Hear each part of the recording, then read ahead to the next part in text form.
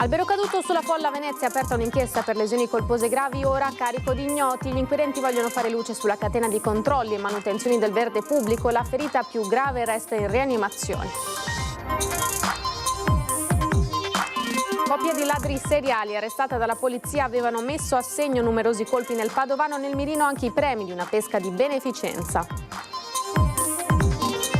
Era stato denunciato per aver minacciato l'ex, poi il braccialetto elettronico, ora lo stalker 19enne di Ferrara è nuovamente nei guai per aver incontrato la ragazza. Ora nel pomeriggio a Bibbione una turista 65enne ha rischiato di annegare in spiaggia ma è stata salvata in extremis, non sarebbe in pericolo di vita. Tragedie sul lavoro, un 2025 già nerissimo in Veneto rispetto allo scorso anno, triplicate da 7 a 21 le vittime degli incidenti, l'incidenza maggiore degli infortuni tra i 20 e i 29 anni. Sondaggio SVG sul gradimento dei governatori, Zai al primo posto, intanto a Ring Forza Italia e Fratelli si dicono sicuri che il nome del candidato del centrodestra alle regionali non si avrà prima della fine di luglio.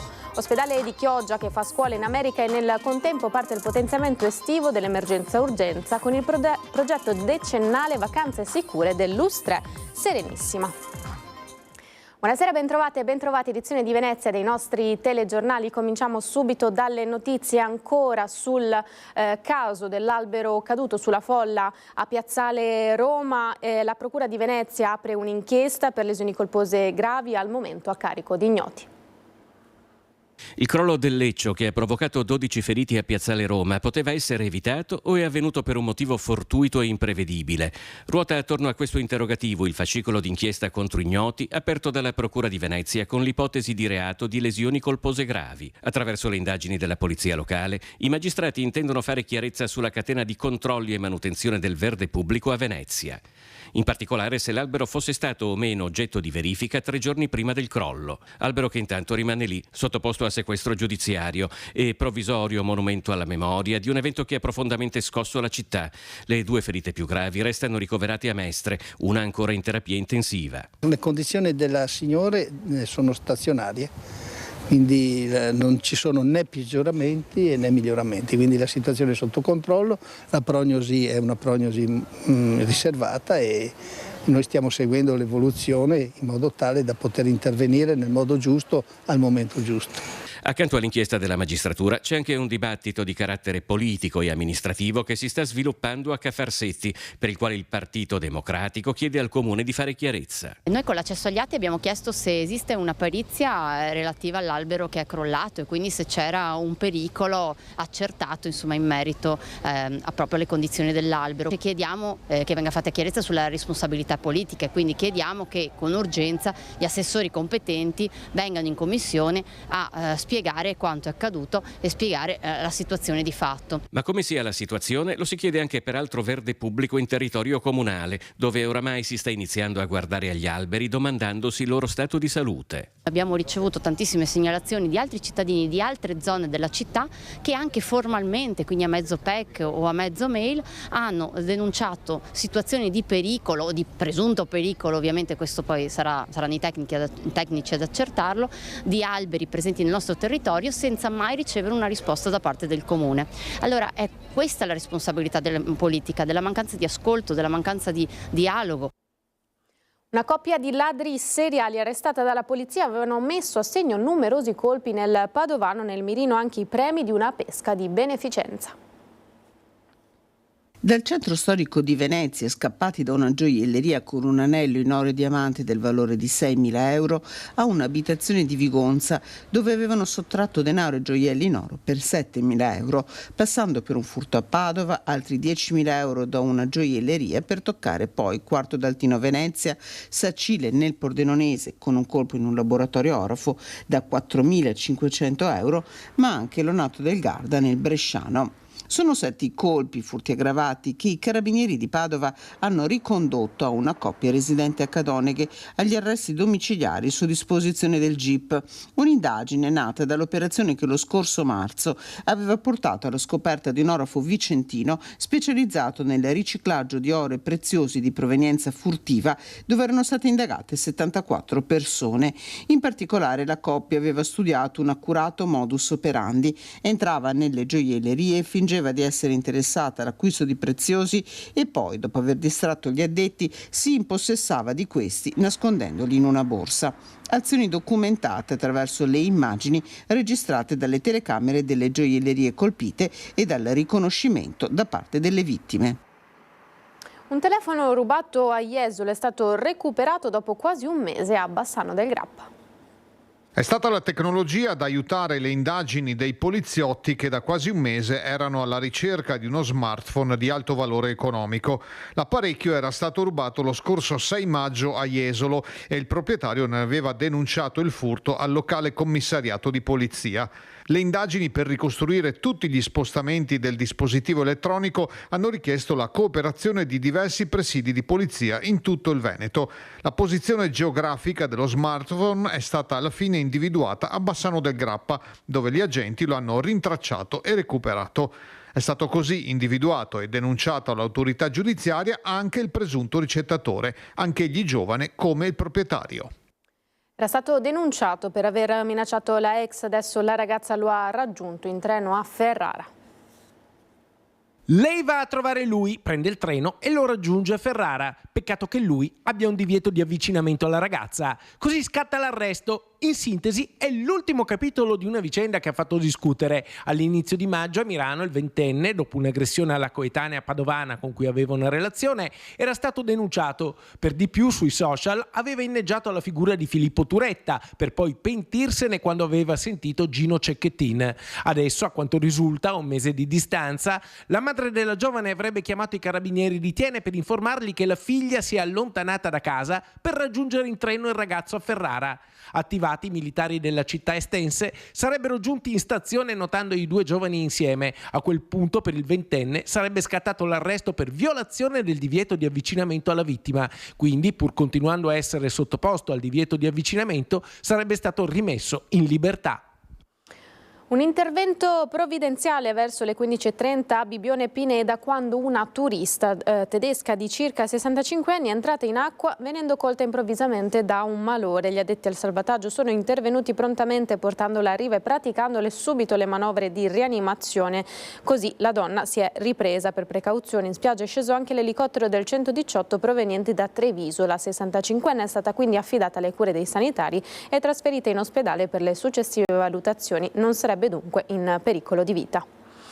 Vigili del fuoco poi in azione a Mestre per l'incendio di un furgone in via Fiume all'angolo con via Piave. Le immagini sono state girate da Giampaolo Conte di Voce del quartier Piave. Sul posto sono intervenuti appunto i pompieri con 3 automezzi e la polizia locale. Durante l'intervento iniziato poco prima delle 18 il traffico è stato bloccato in entrambe le direzioni.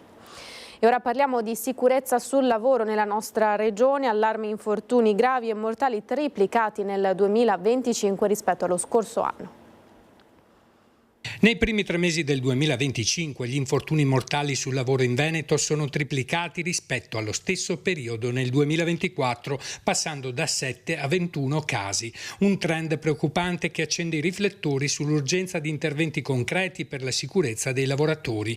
Il 2023, dati INAIL-INPS, ha registrato quasi 50.000 infortuni con oltre 5.000 menomazioni permanenti, 419 esiti gravi e 78 vittime. Sono infortuni che incidono sulla vita della persona, sulla sua vita lavorativa e sulla vita della famiglia e quindi per noi sono dati che vanno analizzati con attenzione. Per questo li abbiamo messo in rapporto ai dati occupazionali per far emergere quali sono le fasce più critiche. Il rapporto di ricerca degli infortuni sul lavoro evidenzia che, in valori assoluti, gli infortuni colpiscono maggiormente i lavoratori tra i 45 e i 59 anni. L'incidenza maggiore si registra nella fascia tra i 20 e i 29 anni, mentre è più bassa oltre i 60 anni. L'incidenza degli infortuni è più alta per i giovani, per le fasce dai 20 ai 29 anni.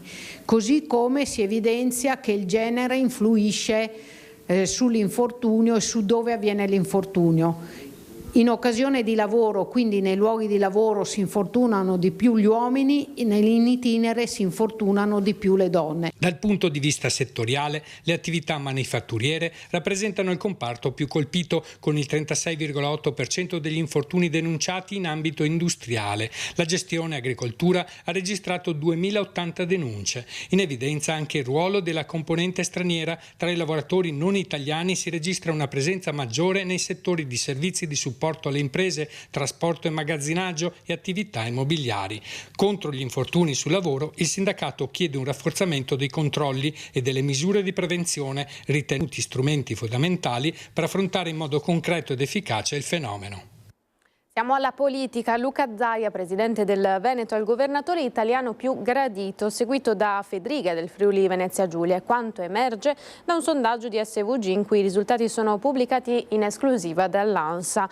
Zaia ottiene il 70% del gradimento e Fedriga il 64%. Segue la new entry dell'Umbria, Proietti al 53%. Al quarto posto invece il forzista Occhiuto della Calabria al 52%. Il quinto governatore della Campania, Vincenzo De Luca, anche lui al 52, ma in calo di 4 punti rispetto al 2024. Tra i primi 5 governatori dunque ci sono 3, Zaia, De Luca, Fedriga, che sono già al secondo mandato e che quindi a regole vigenti non potranno ricandidarsi.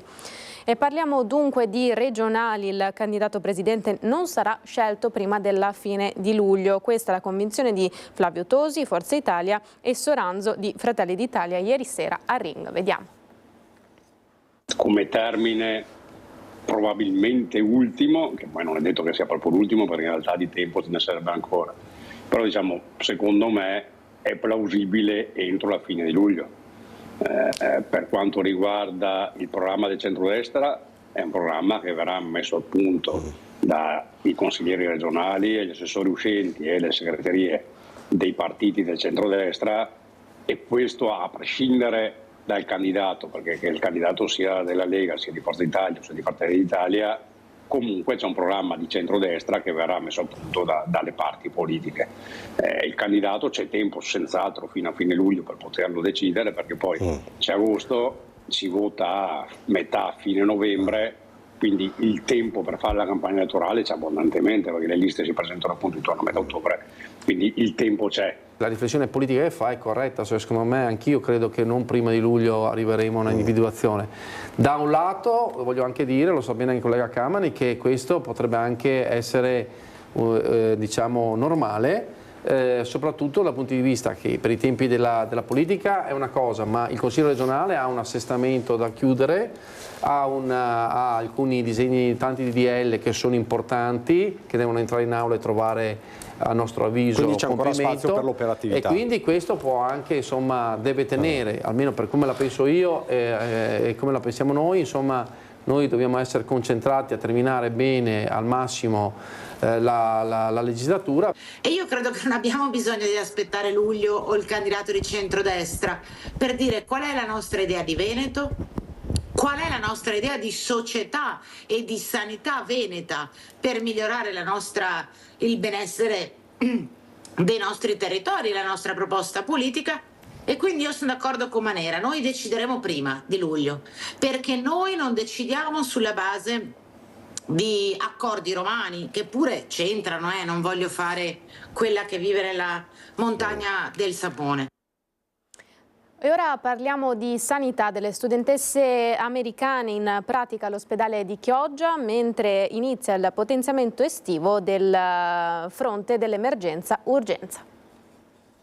L'ospedale di Chioggia fa scuola in America. Da qui a settembre 7 studentesse statunitensi della University of Kansas trascorreranno l'estate 5 ore al giorno in pediatria, chirurgia e ginecologia a Chioggia, affiancando le varie equip.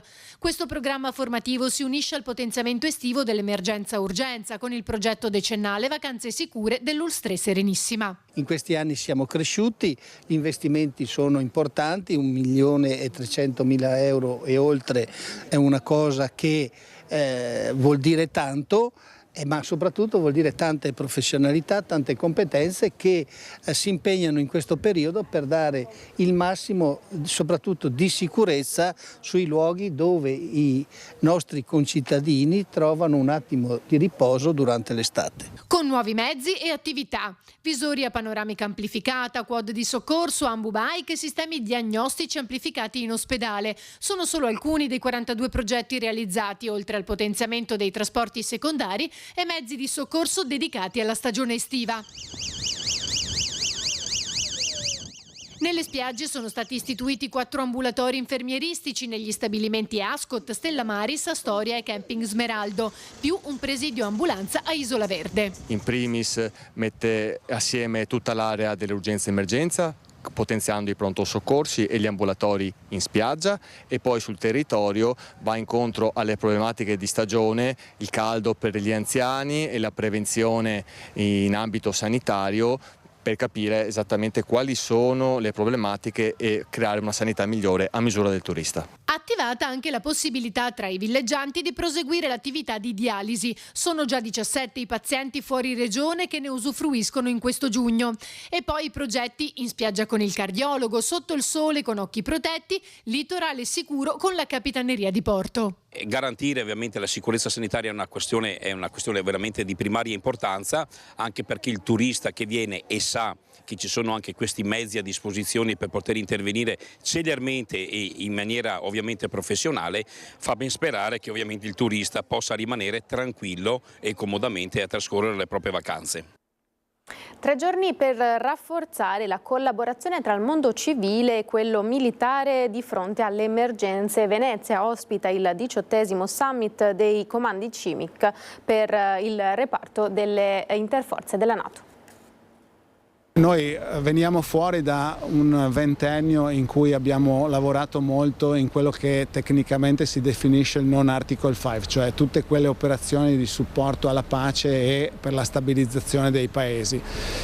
Oggigiorno non guardiamo solo a quello, guardiamo anche alla capacità di mantenere proprio la sopravvivenza dei paesi qualora dovesse esserci qualche problema. In uno scenario internazionale in continua e a volte drammatica evoluzione, Venezia ospita la 18ª conference di CIMIC Unit Commanders. CIMIC è un acronimo inglese che sta per Civil Military Cooperation, vale a dire cooperazione civile militare. Si tratta di un reparto interforze multinazionali a guida italiana della NATO, l'Alleanza Atlantica. A Venezia si confrontano comandanti CIMIC di oltre 20 nazioni. Abbiamo seduto al tavolo a parlare con i militari dei rappresentanti delle aziende civili, sono tutte aziende strategiche del paese che si occupano di quelli che sono i principi cardine di un paese quando funziona bene e lo fa nei principi della democrazia. E quindi questo continuo ricercare dialogo, coordinamento e cooperazione è quello che un po' ha cambiato il focus delle forze armate, avendo appunto consapevolezza che da soli non si va da nessuna parte, ci vuole anche il contributo di tutta la società per reagire alle crisi. Collegare o rafforzare il collegamento tra mondo civile e militare può non essere sempre operazione facile, ma il processo avviato nasce dalla consapevolezza della crescente importanza che può rappresentare il fare rete di fronte a possibili situazioni di emergenza. In questo panorama di sicurezza in cui le situazioni sono molto in evoluzione è importante avere un dialogo continuo con i civili per capire quali sono le potenzialità che possono essere messe in campo qualora ci dovesse essere la necessità di passare a uno stato di resilienza del Paese per garantire i servizi essenziali alla popolazione e una continuità di governo e tutto quello che siamo abituati a godere oggigiorno in piena democrazia. È conclusa la bonifica dell'area contaminata da amianto a Porte Grandi.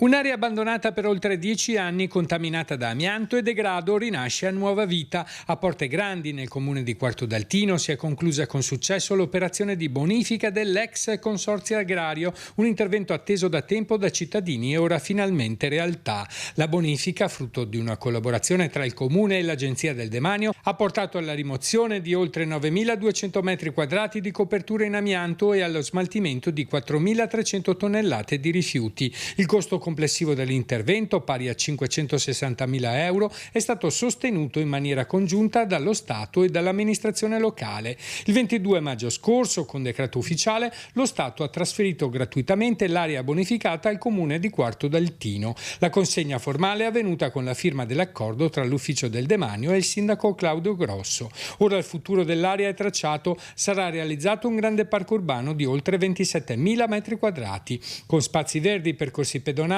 aree eventi e un nuovo edificio polifunzionale. Una parte della vecchia struttura verrà conservata come memoria storica. Ridaremo ai cittadini di Portegrandi uno spazio che loro per tanti anni hanno vissuto sotto profilo lavorativo e adesso si gusteranno sotto profilo ambientale. Il progetto prevede anche la rinaturalizzazione dell'area, la sistemazione dell'argine del taglio del Sile e l'installazione di arredi urbani per favorire la fruizione da parte della cittadinanza. Stiamo già predisponendo gli elaborati dello studio di fattibilità che porterà alla partecipazione al bando nel quale sono già stati stanziati 1 milione di euro e non vedo l'ora che venga sicuramente iniziato ma anche completato perché la soddisfazione è veramente grande.